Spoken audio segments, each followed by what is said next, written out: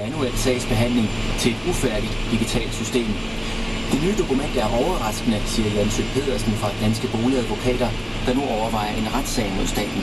Den digitale tinglysning er både en juridisk og en politisk skandale.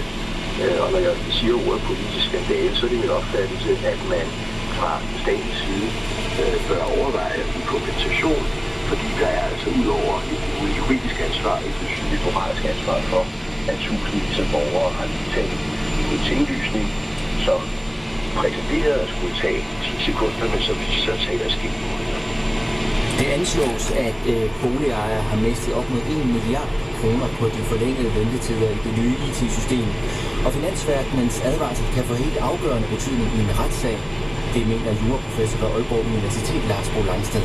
Det betyder selvfølgelig ret meget, fordi det brev jo klart viser, at der var nogle advarsler fra, hvad skal vi kalde det, kompetent hold, inden man igangsatte systemet. Og de advarsler sagde, at det ikke var forsvarligt at igangsætte det på nuværende tidspunkt. Så jeg nævnte sådan retsmæssigt, at man gør det, at man så kigger på staten og siger, hvordan reagerer I så på det her brev? Hvad gjorde I? Eller hvis I ikke gjorde noget, hvorfor gjorde I så ikke?